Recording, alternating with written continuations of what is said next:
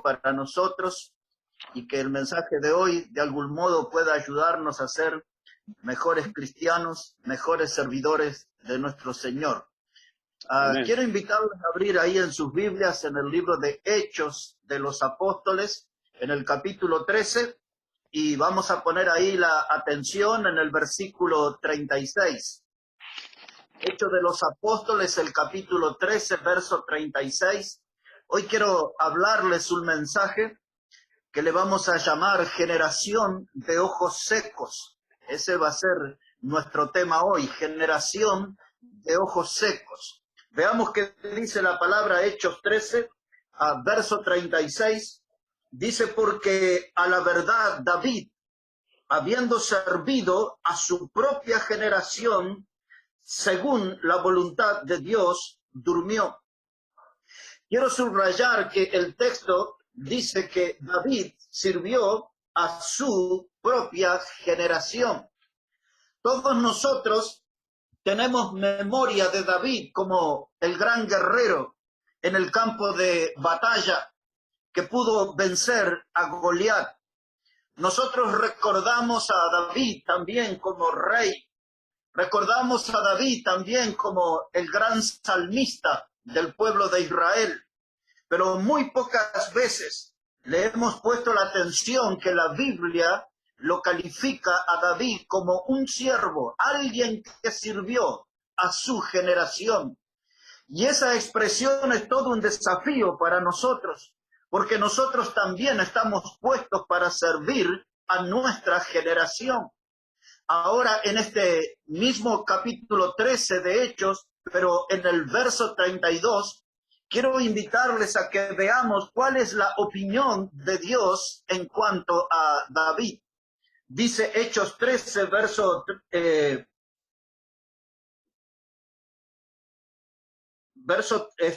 22.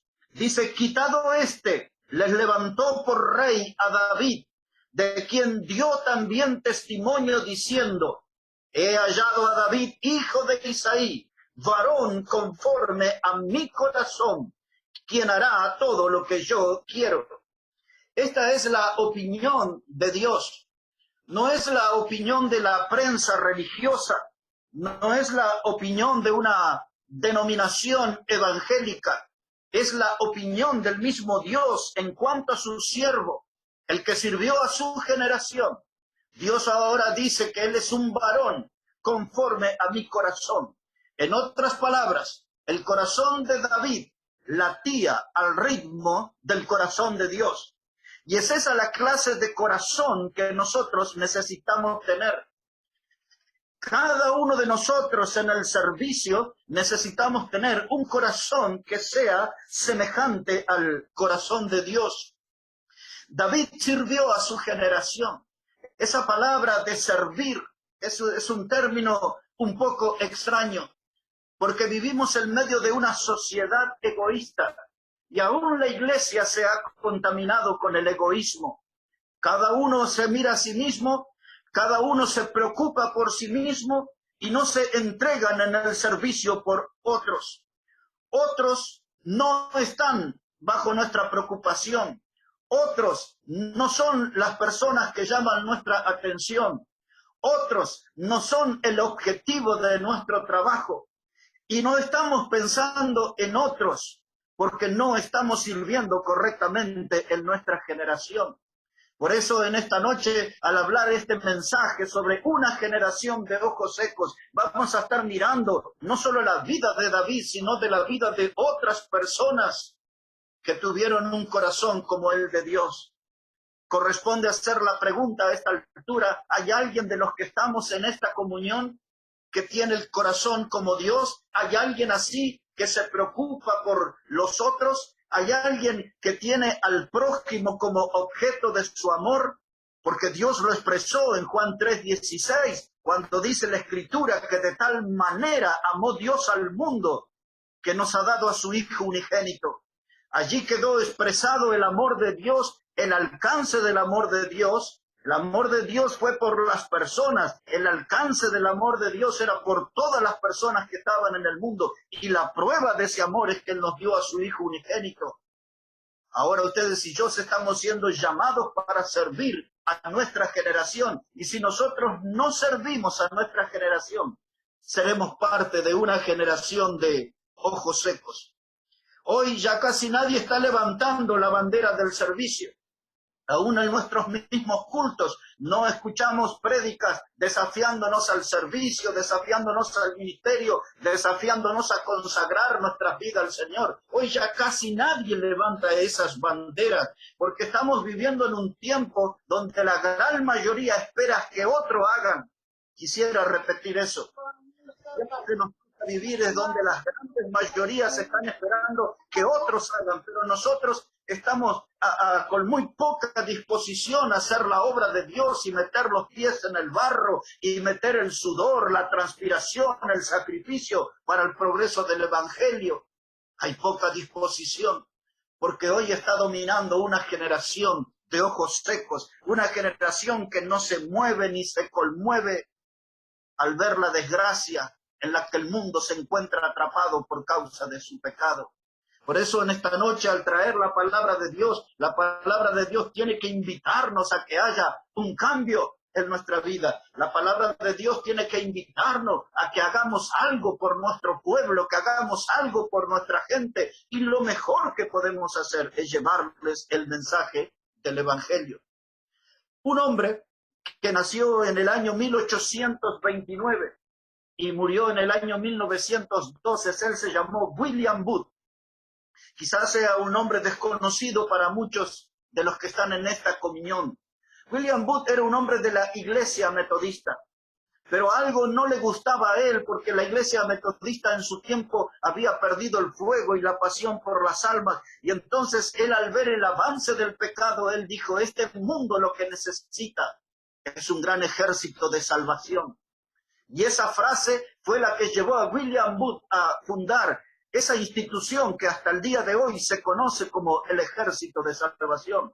Ellos acostumbraban a usar un tambor grande y trompetas y violines y salían por las calles haciendo mucho ruido, llamando la atención, y cuando la multitud se juntaba, ellos predicaban el Evangelio.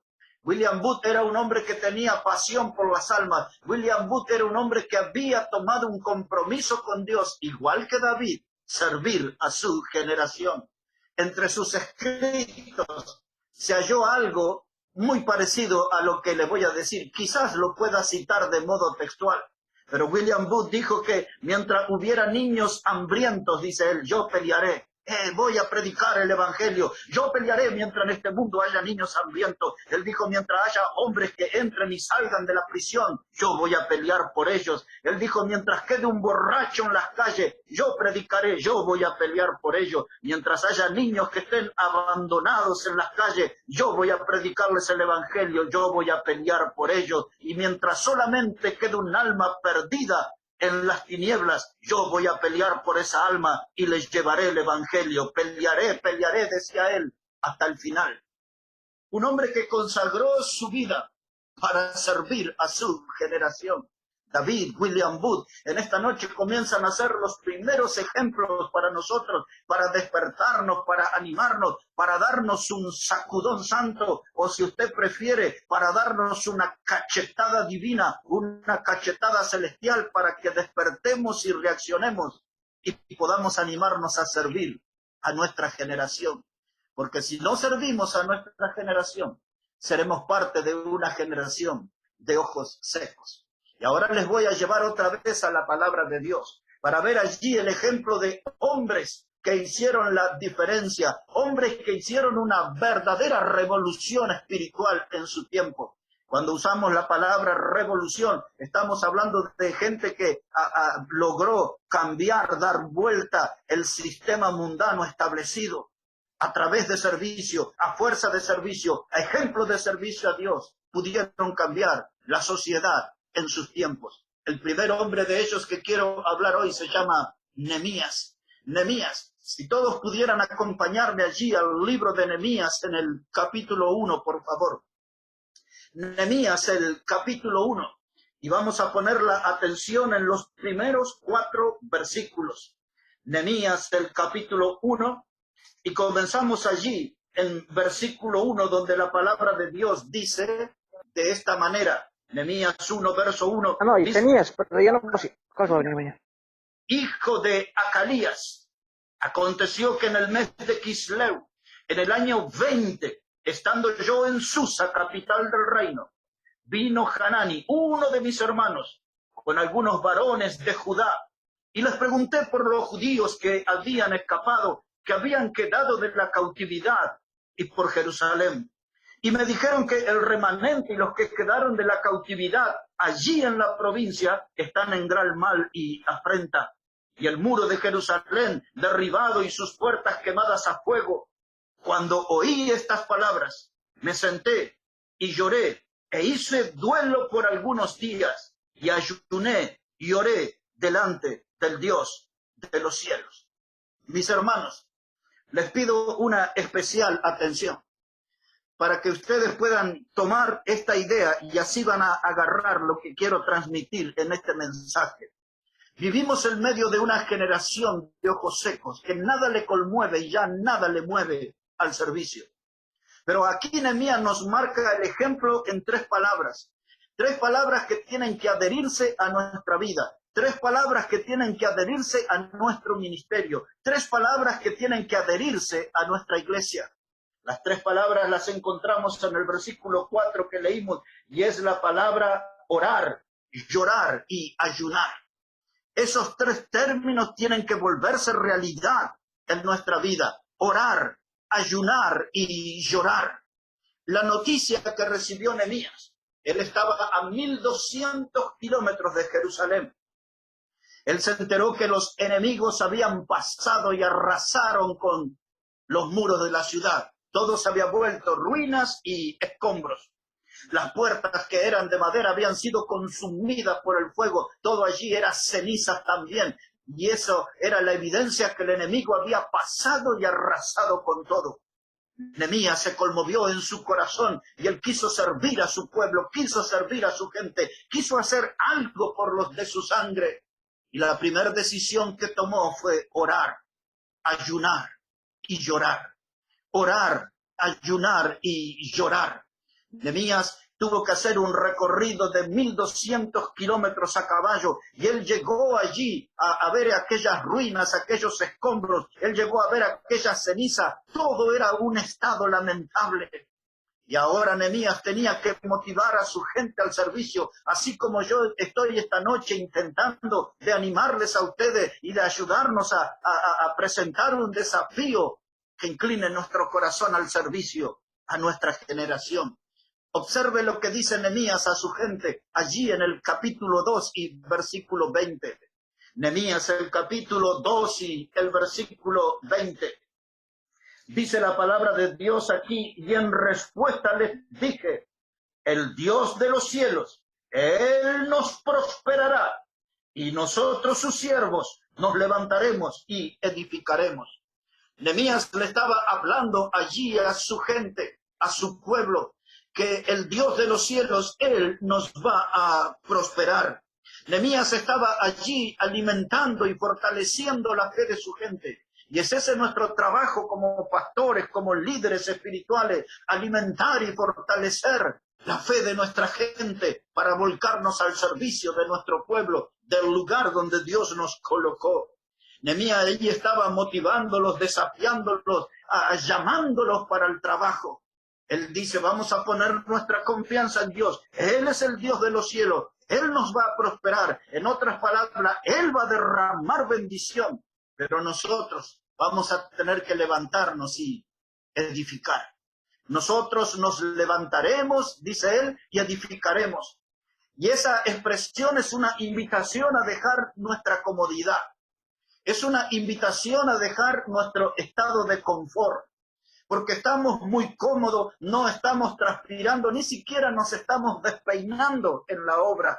Y Nehemías dice, vamos a ponernos de pie, vamos a levantarnos, el Dios de los cielos nos prosperará, vamos a edificar. Esta no es la hora de las manos caídas, esta no es la hora de la huelga espiritual, esta es la hora del trabajo, del sacrificio. Nos levantaremos y edificaremos. Y allí, hermanos, por Coroico, por La Paz, allí, hermanos, entre los cerros en Oruro, que pueda escucharse esa voz que nos llame a nosotros a levantarnos y a edificar la obra de Dios. Eso no puede ser mañana. Hoy tenemos que ponernos de pie, hoy tenemos que animarnos, hoy tenemos que levantarnos y empezar a edificar. Ese era un líder, el mismo que les dije, que oró, ayunó y lloró por su pueblo y su gente.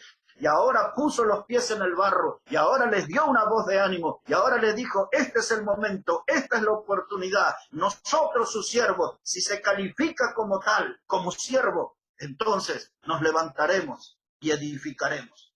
Los espectadores que se queden a un costado, pero los protagonistas, los siervos, nos levantaremos y edificaremos la obra de Dios.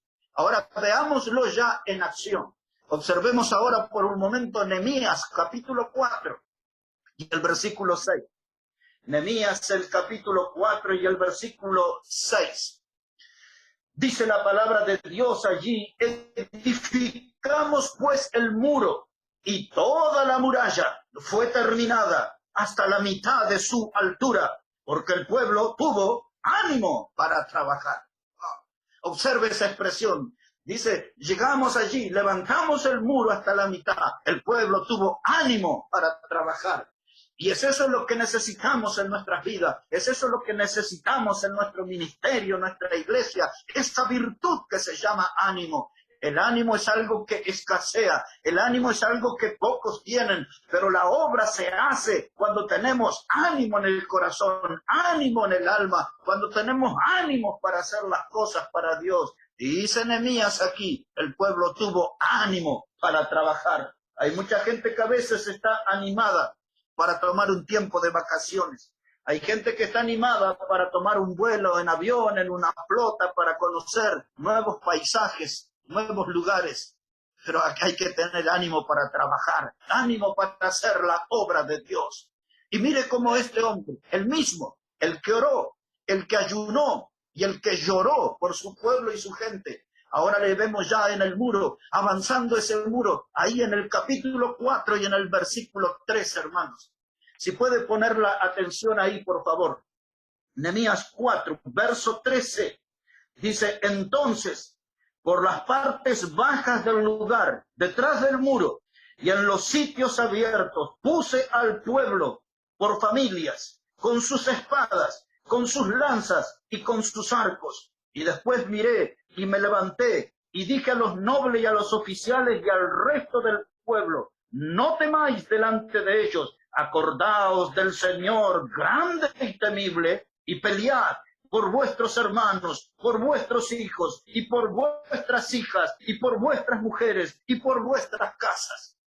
Ahí está el líder, animándole a la gente. Dice, no hay por qué temer, porque Dios va a pelear con nosotros. En esta batalla que tenemos en el servicio, Dios está a nuestro favor, Dios está con nosotros, Él va a pelear con nosotros. No vamos ahí a la batalla confiados en nuestra experiencia humana. No vamos a ir a la batalla confiados en nuestros años de ministerio. Vamos a ir a la batalla porque Dios va a pelear con nosotros. Él lo hará. Y ahora dice Nehemías, y esto para todos los pastores, los líderes aquí, nosotros tenemos que ser una motivación y una guía para nuestra familia.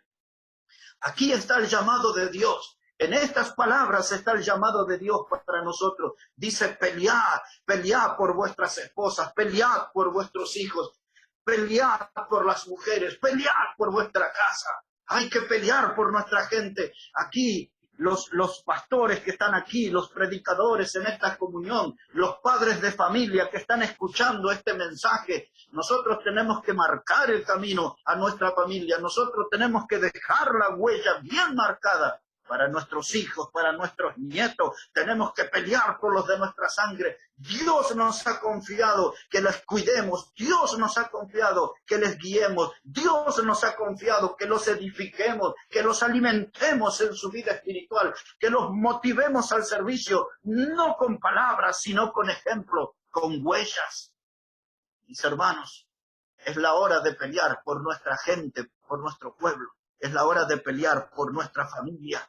Vale la pena luchar por los nuestros, vale la pena que el fuego esté bien encendido, el fuego espiritual en medio de nuestra familia para poder servir a nuestro Dios y a nuestro Salvador Jesucristo.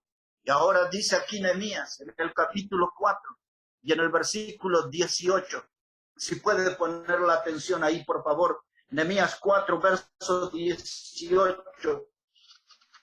Dice, porque los que edificaban, cada uno tenía su espada ceñida a sus lomos, y así edificaban, y el que tocaba la trompeta estaba junto a mí. Note lo que dice este verso 18. Dos cosas quiero que note de ese pasaje. Dice, los que edificaban, en una mano estaban edificando, y con la otra mano estaban teniendo la espada. Allí, hermanos, dice la palabra de Dios, con una mano estaban edificando y con la otra estaban teniendo la espada. El problema que hemos tenido los bautistas en estas últimas décadas es que hemos estado peleando mucho, hemos usado demasiado la espada y no hemos invertido tiempo en edificar nuestra iglesia. Me estoy refiriendo no a un edificio de ladrillos, me estoy refiriendo a edificar nuestra iglesia espiritualmente. Vamos a pelear, vamos a usar la espada y vamos a defendernos de los ataques del diablo, vamos a defendernos del avance de las falsas doctrinas. Pero mientras estamos en esa batalla peleando por la verdad, peleando las batallas de Jehová, con la otra mano tenemos que edificar. Tenemos que hacer las dos cosas a la vez. No podemos hacer una y abandonar la otra. Hay que pelear por la fe. Como dice Judas allí, pelear ardientemente por la fe que ha sido dada una vez a los santos. Y mientras estoy en esa batalla de Jehová, sigo edificando la obra, sigo edificándola espiritualmente, alimentándola espiritualmente, fortaleciéndola espiritualmente. Nehemías es un líder ejemplar. Nehemías viene esta noche a darnos un ejemplo para nuestro corazón de que hay que orar, hay que ayunar y hay que llorar por nuestro pueblo y por nuestra gente. Quisiera llevarles a un segundo ejemplo muy cercano. El libro anterior a Nehemías es el libro de Esdras. Si puede poner la atención allí, por favor, en el libro de Esdras, en el capítulo 9. Esdras, el capítulo 9, versículo 1. Mire cómo dice la palabra de Dios. Antes de Nehemías, allí está Esdras. Esdras era un sacerdote consagrado, un gran predicador de la palabra de Dios. Y dice aquí en su libro, Esdras 9, versículo 1.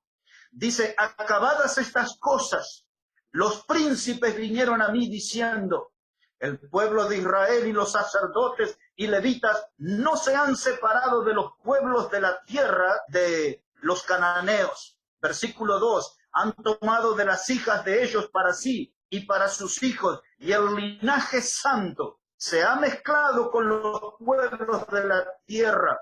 Y la mano de los príncipes y de los gobernadores ha sido la primera en cometer este pecado. Cuando oí esto, rasgué mi vestido, mi manto, y arranqué pelo de mi cabeza y de mi barba, y me senté angustiado en extremo. Y se me juntaron todos los que temían las palabras de Dios de Israel, a causa de la prevaricación de los del cautiverio. Mas yo estuve muy angustiado hasta la hora del sacrificio de la tarde. Y a la hora del sacrificio de la tarde me levanté de mi aflicción y habiendo rasgado mi vestido y mi manto, me postré de rodillas. Note eso, por favor. Me postré de rodillas y extendí mis manos a Jehová mi Dios y dije, Dios mío, confuso y avergonzado estoy para levantar, oh Dios mío, mi rostro a ti, porque nuestras iniquidades se han multiplicado sobre nuestra cabeza y nuestros delitos han crecido hasta el cielo. Un pueblo que cayó en pecado, una iglesia que cae en pecado, una familia que cae en pecado, no necesita de la crítica, no necesita de un ataque despiadado. Fíjese que aquí eran los líderes espirituales, los príncipes y los sacerdotes que rompieron el mandamiento de Dios y se unieron a mujeres de otros pueblos, y eso estaba en contra de la ley de Dios. Pero Nehemías no levantó, Esdras, no levantó su dedo acusador. Él no hizo una crítica ácida. Él lo que hizo en ese estado de angustia, de dolor, porque realmente estaba sufriendo en su corazón por el pecado de su pueblo. Dice que rasgó su vestido y se sacó pelo de la barba y se sacó pelo de la cabeza. Y ahora él no hizo una junta de críticos, de murmuradores y difamadores. No, no. Dice ahí en el versículo 4 que él se juntó con aquellos que temían la palabra de Dios. Es decir, que él estaba diciéndole a otras personas, vamos a encontrar una solución para este grave problema. Vamos a arreglar esta situación pecaminosa. Tenemos que vencer en esta adversidad. Él se juntó con los que temían la palabra de Jehová. Y ahora él dice, Dios, estoy aquí avergonzado. Y cayó sobre sus rodillas. Miró al cielo y se puso a orar. Igual que Nehemías. Vamos a encontrarlo a Esdras orando, ayunando y llorando por su pueblo y por su gente. Su corazón estaba conmovido al ver a su gente en el pecado. Su corazón estaba dolorido, destrozado. Pero este hombre tuvo fuerza para caer sobre sus rodillas y clamar al cielo por su pueblo y por su gente. ¿Somos nosotros de esa clase de cristianos? ¿Tenemos nosotros esa clase de actitud frente al pecado? Yo creo que estamos muy lejos de esta clase de gente. Por eso esta noche estamos hablando de este tema, de la generación de ojos secos. La generación de ojos secos no produce nada para gloria de Dios, pero aquellos hombres como David, aquellos hombres como Nehemías, aquellos hombres como Esdras, gente que estaba acostumbrado a orar, a ayunar y a llorar por su pueblo y por su gente, ellos nos están enseñando esta noche el camino para no llegar a ser una generación de ojos secos. Obsérvelo ahora en el capítulo 10 y versículo 1. Por favor, allí, Esdras 10, versículo 1. Dice aquí, Esdras dice, mientras oraba, ahí lo tenemos al hombre de Dios, orando. Dice, mientras oraba Esdras, hacía confesión. ¿Y qué es la palabra que sigue? Llorando. Ahí está el hombre de Dios, orando y llorando. Dice, mientras oraba Esdras, hacía confesión llorando y postrándose delante de la casa del Dios de Israel. Hombres y mujeres y niños, lloraba el pueblo amargamente. Ahí el hombre de Dios dice, este pecado tiene que conmovernos. No puede seguir el pecado lastimándonos y esclavizándonos. Y ahí comenzó a orar y comenzó a llorar. Y otros sumaron su lloro, y otros doblaron sus rodillas, niños, mujeres, y aquel culto de oración era para que Dios escuchara y corrigiera el pecado del pueblo. Abreviando un poco aquí, le llevo al versículo 6. Esdras, el capítulo 10, versículo 6. Dice la palabra, y se levantó luego Esdras de delante de la casa de Dios, y se fue a la cámara de Johanán, hijo de Eliasib, e ido allá, no comió pan, ayuno, no comió pan, ni bebió agua, porque se entristeció a causa del pecado de los del cautiverio. Ahí está este hombre orando, ayunando y llorando, orando, ayunando y llorando. Es este el camino que recorren los que alcanzan las grandes victorias en Cristo. Ese es el ejemplo que ellos nos dejan a nosotros para que nosotros podamos servir a nuestra generación y no seamos parte de una generación de ojos secos. A propósito, ¿cuándo fue la última vez en su vida, en su ministerio, que usted derramó lágrimas? ¿Cuándo fue la última vez que Dios tocó su corazón y desató lágrimas que salieron de sus ojos y corrieron por sus mejillas? ¿Cuándo fue la última vez que hemos llorado por un pecador que está perdido? ¿Cuándo es la última vez que hemos llorado por un hermano que cayó en la trampa del pecado? ¿Cuándo fue la última vez que lloramos por alguien que dejó de asistir a la iglesia? A veces nosotros somos víctimas del diablo y el diablo nos empujó lamentablemente a ser parte de una generación de ojos secos. Pero aquí está David, un hombre conforme al corazón de Dios. Aquí está Nehemías, el hombre que nos marca el camino, orando, ayunando y llorando por su pueblo y por su gente. Aquí está Esdras, el hombre que nos marca el camino, orando, ayunando y llorando por su pueblo y por su gente. Tengo abundantes ejemplos más, pero quisiera ser breve y llevarlos ahora al Nuevo Testamento. Y allí en el Nuevo Testamento nos vamos a instalar en Romanos, el capítulo 9. Y ahora les quiero hablar unos minutos sobre el apóstol Pablo, porque el apóstol Pablo era de esta clase de gente. También en la vida de Pablo y en el ministerio de Pablo demostró que era un hombre que oraba, ayunaba y lloraba por su pueblo y por su gente. Pablo también era de ese equipo, de los que oraba, de los que ayunaba y de los que lloraba por su pueblo y por su gente. Romanos el capítulo 9, por favor, versículo 1, así dice la palabra de Dios. Romanos 9:1 dice, verdad digo en Cristo, no miento, y mi conciencia me da testimonio en el Espíritu Santo, que tengo gran tristeza y continuo dolor en mi corazón, porque deseara yo mismo ser anatema, separado de Cristo por amor a mis hermanos, los que son mis parientes según la carne. Aquí Pablo está expresando su clase de amor por su pueblo y por su gente. Él dice, yo estoy dispuesto a pagar un precio, estoy dispuesto a ser anatema por amor a mi pueblo. Esa palabra anatema quiere decir maldito. Dice Pablo, si ese es el precio que hay que pagar, yo estoy dispuesto, porque amo a mi pueblo, amo a mi gente, y estoy dispuesto aún a sacrificarme y ser considerado como maldito por amor a ellos. Y ahora escuchemos cuál es su oración. Ahora escuchemos cómo Pablo ora por su pueblo y su gente. Ahí en Romanos, en el capítulo 10 y versículo 1. Observe, por favor, Romanos el capítulo 10 y versículo 1. Dice Pablo, hermanos, ciertamente el anhelo de mi corazón y mi oración a Dios por Israel es para salvación, porque yo les doy testimonio de que tienen celo de Dios, pero no conforme a ciencia. Dice Pablo aquí dice el anhelo de mi corazón y mi oración por Israel es para salvación. ¿Estamos orando por salvos?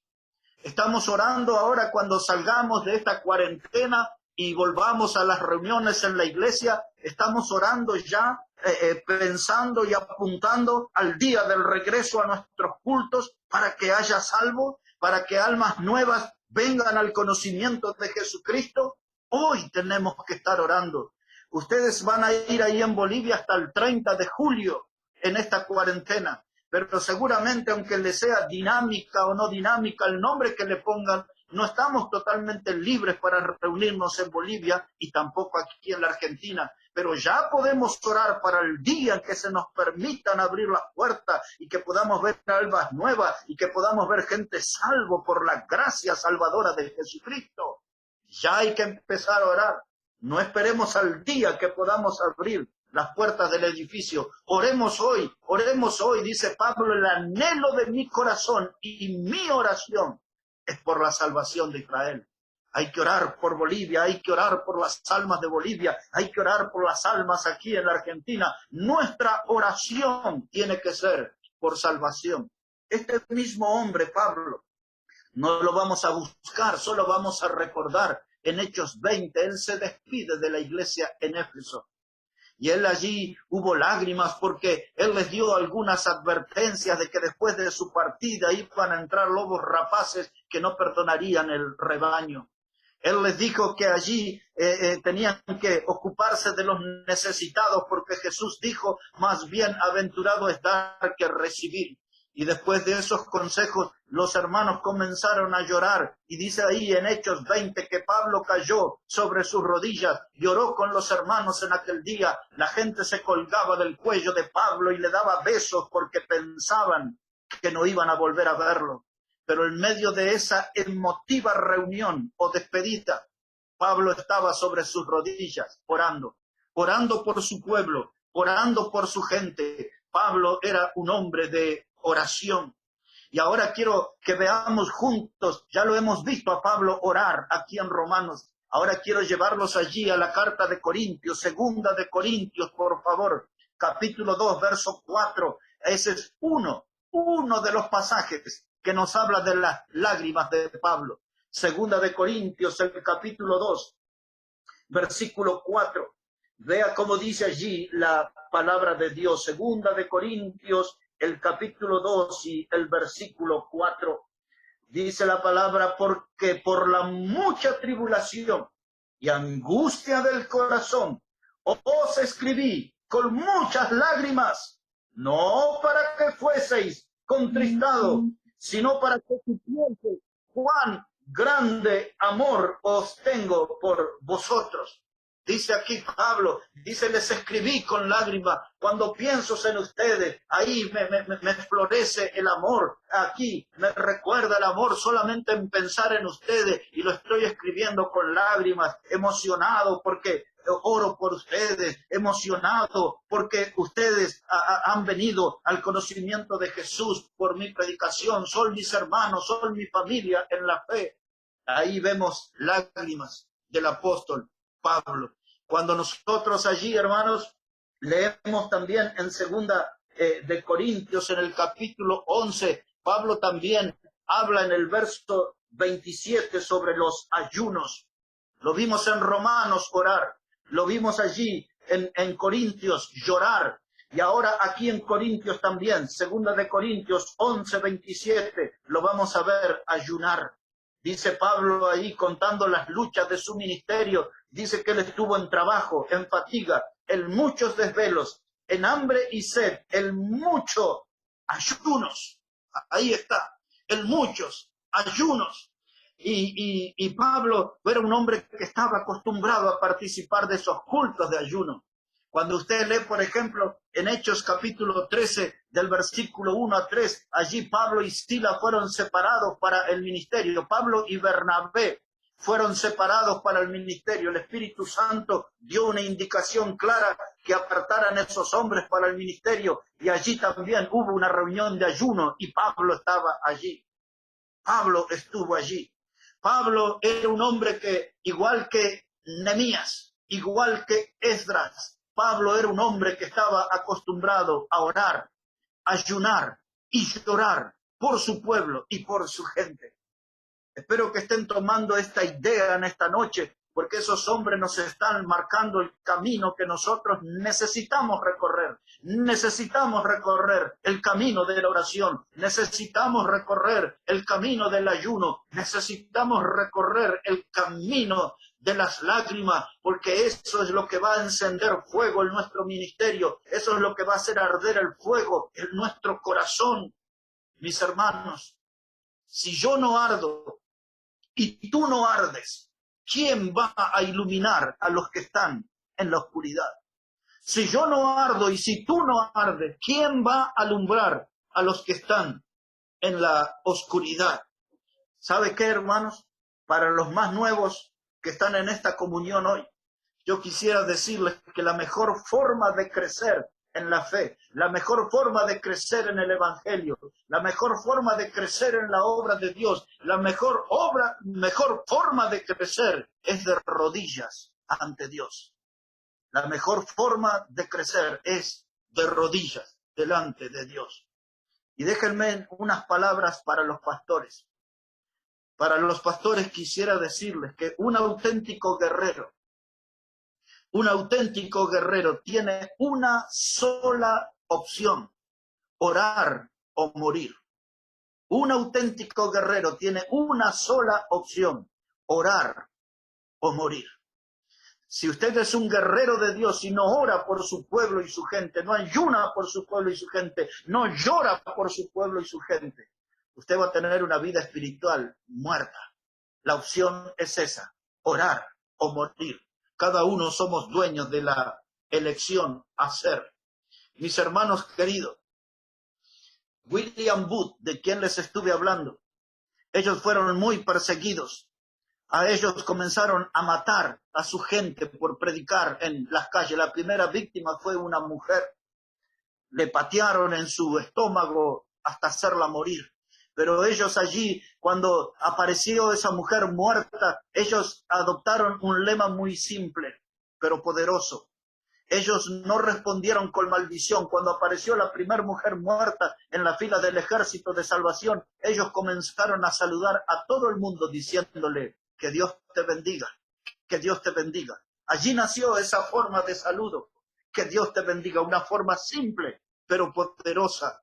Y entonces allí comenzaron a predicar la palabra y muchos fueron encomendados al ministerio como pastores, predicadores, misioneros. Y se cuenta que a los pocos días la gente le escribió cartas a William Booth y le decía, mire, estamos predicando en las calles, estamos predicando por las casas, estamos predicando en las plazas y no hay ningún convertido. Y él les dijo, sigan predicando la palabra de Dios, pero volvieron a aparecer las cartas de los nuevos pastores, de los nuevos misioneros, nuevos predicadores, diciéndoles, seguimos predicando, pero nadie acepta a Cristo como el Salvador. Y William Booth les envió una carta a todos con estas palabras. ¿Por qué no probáis con lágrimas? ¿Por qué no probáis con lágrimas? Cuando vemos que hay gente que no hay gente en la iglesia, no hay gente nueva, no hay almas nuevas, y nos preguntamos, ¿qué falla? Hasta algunos se plantean a veces, ¿no será que tenemos un método equivocado? ¿No será que la forma de hablar del evangelio no es la correcta? Y nos preguntamos muchas cosas y no encontramos respuesta, nos cuestionamos, nos empezamos a mirar unos a otros de manera sospechosa. ¿No será que hay pecado encubierto y por eso nadie se convierte? Nos hacemos muchas preguntas, pero nunca nos planteamos esto que dijo William Booth. ¿Por qué no probamos con lágrimas? ¿Por qué no probamos con lágrimas? Y yo creo que vamos a ver a los perdidos viniendo a los pies de Cristo y va a haber en la iglesia, va a haber vidas nuevas, almas nuevas, sangre nueva, motivación nueva para la iglesia bautista. ¿Por qué no probáis con lágrimas? Mis hermanos, para entrar en la parte final de nuestro mensaje, quiero decirles que nuestro Señor Jesucristo, Él no era parte de una generación de ojos secos, porque en la vida y en el ministerio del Señor Jesucristo le vamos a encontrar orando, ayunando y llorando por su pueblo y por su gente. Claro que sí, nuestro Señor Jesucristo fue un hombre de oración. Nuestro Señor Jesucristo fue un hombre acostumbrado al ayuno. Nuestro Señor Jesucristo mostró lágrimas en su ministerio. Una sola mirada, por favor, allí en el Evangelio de Lucas, en el capítulo 22. El Evangelio de Lucas, en el capítulo 22. Después que ellos celebraron la Pascua, se fueron al huerto de Getsemaní. Y allí el Señor Jesucristo le pidió a los discípulos que le acompañaran en oración. Recuerdan ustedes que los discípulos se dormían, no pudieron acompañarle ni siquiera una hora en oración. Pero si ya está ahí en el Evangelio de Lucas, capítulo 22 y verso 39, mire cómo dice la palabra. Dice, y saliendo se fue, como solía, al monte de los olivos, y sus discípulos también le siguieron. Cuando llegó a aquel lugar les dijo, orad que no entréis en tentación. Y él se apartó de ellos a distancia como de un tiro de piedra. Y escuche esto, dice, puesto de rodillas, oró. Puesto de rodillas, oró.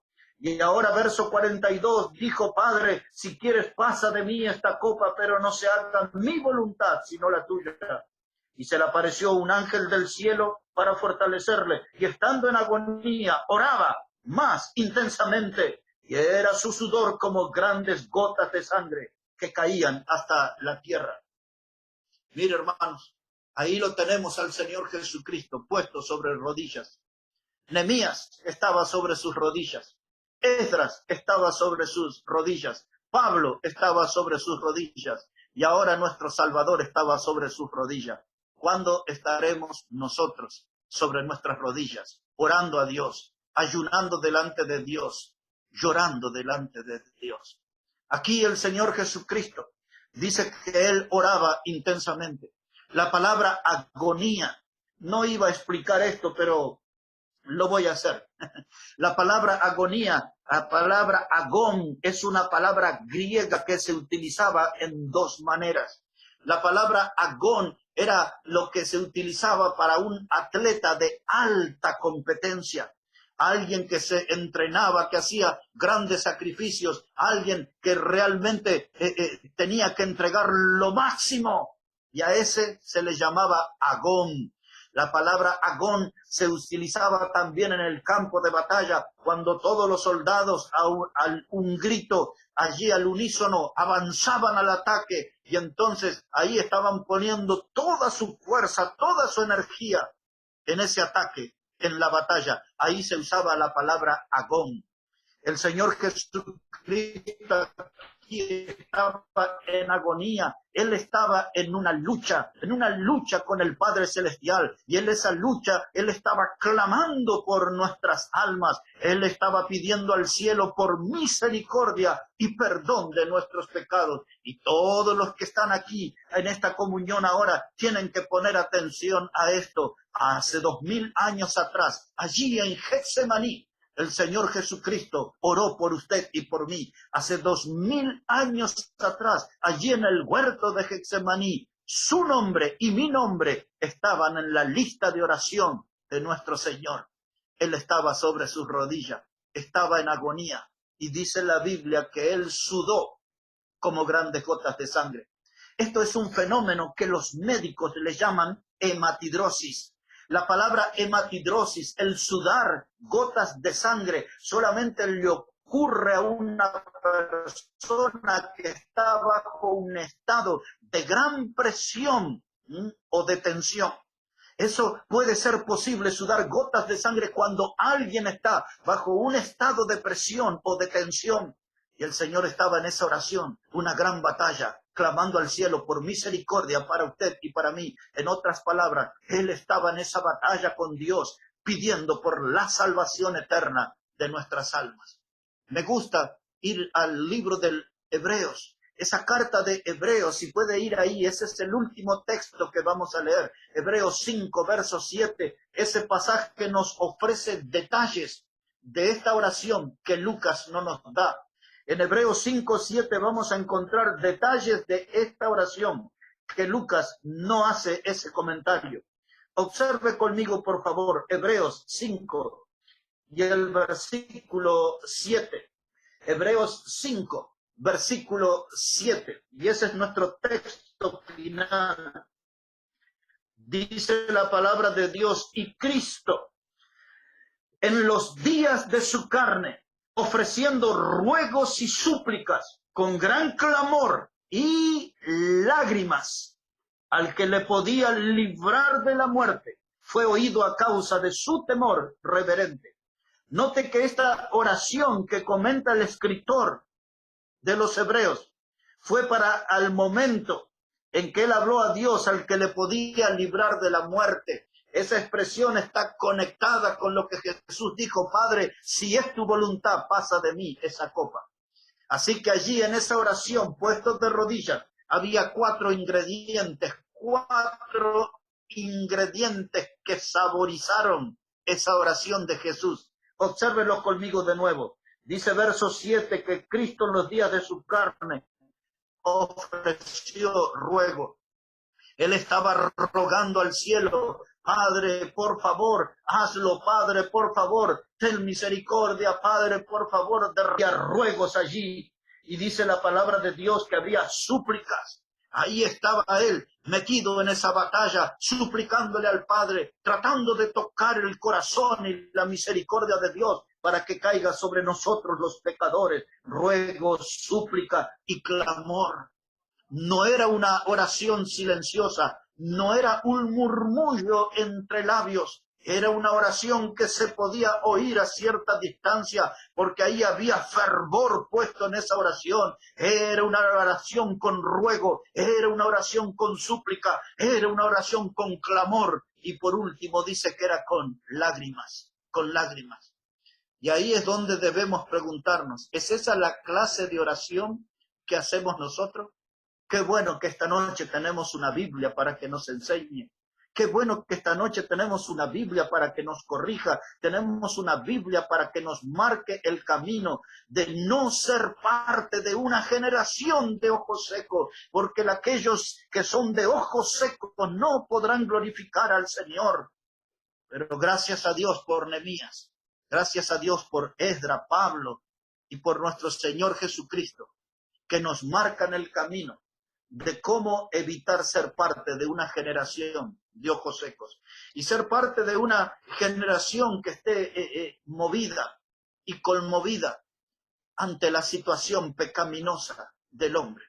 Les dije que era el último texto, pero permítanme, por favor, sumar uno más, un pasaje más. Y ahora sí, hermanos, después de ese pasaje, aterrizamos y terminamos con nuestra prédica. Si puede acompañarme, por favor, al libro de Hechos de los Apóstoles, el capítulo 16, y deseo terminar mi mensaje allí. Hechos de los Apóstoles, el capítulo 16. Y una vez que llega ahí, ponga su atención en el versículo 8. Hechos de los Apóstoles, el capítulo 16 y el versículo 8. Mire cómo dice la palabra de Dios. Dice la palabra de Dios, y pasando junto a Misia, descendieron a Troas, y se le mostró a Pablo una visión de noche, un varón macedonio que estaba en pie, rogándole y diciendo, pasa a Macedonia y ayúdanos. Cuando vio la visión, enseguida procuramos partir para Macedonia, dando por cierto que Dios nos llamaba para que les anunciásemos el evangelio. Ahí está el varón macedonio. Y Pablo, cuando vio esa visión, no tardó en darse cuenta de su significado. Reaccionó rápidamente. Él entendió de que Dios lo estaba llamando a ese lugar para predicar el evangelio. Después de orar, después de ayunar, después de llorar por nuestro pueblo y nuestra gente, tenemos que salir decididamente a predicar el evangelio. Dios nos está llamando para esa misión, o como le decimos nosotros, la gran comisión. Esa es una orden dada por una autoridad superior. Y claro, fue nuestro Señor Jesucristo quien nos dijo, ir por todo el mundo y predicar el evangelio a toda criatura. No tenemos que abandonar esa tarea, mis hermanos. La orden no ha cambiado. Todavía Jesús nos dice, ir por todo el mundo y predicar el evangelio a toda criatura. Pablo entendió la necesidad. Pablo escuchó esos gritos desesperados de los que estaban perdidos en Macedonia. Y Pablo fue con la solución, el mensaje del evangelio. Es el mismo mensaje que usted y yo conocemos. Es el mismo mensaje el que tenemos que darle a las almas perdidas. Mis hermanos, mientras veamos a los niños en las calles llorando y olvidados, mientras veamos a esos niños que están condenados por el egoísmo de los grandes, vamos a predicarles el evangelio, vamos a traerlos a la escuela dominical. Mientras nosotros, mis hermanos, oigamos a los esclavos que están arrastrando las pesadas cadenas del vicio, vayamos a ellos y prediquémosles el evangelio. Mientras volvamos nosotros a sentir los gemidos de aquellos que están perdidos en el pecado, el remedio para ellos es la predicación del evangelio. Mis hermanos, nosotros tenemos que entender que hay hombres y mujeres que están gritando desesperadamente porque el pecado ya no lo soportan. El pecado para ellos es una tortura. Y el pecado les está depositando en las puertas mismas del infierno. Y pronto van a caer en esas llamas eternas si no los alcanzamos con el mensaje del evangelio. Mi pregunta final es, ¿qué nos está pasando? ¿Qué nos está pasando a nosotros los bautistas? ¿Es que acaso ya nos estamos escuchando el lloro y el crujir de dientes de aquellos que están marchando rumbo al infierno? ¿Ya no escuchamos el lloro y crujir de dientes de los que marchan al infierno? Algo tiene que pasar en nuestra vida y algo tiene que empezar a pasar en esta noche.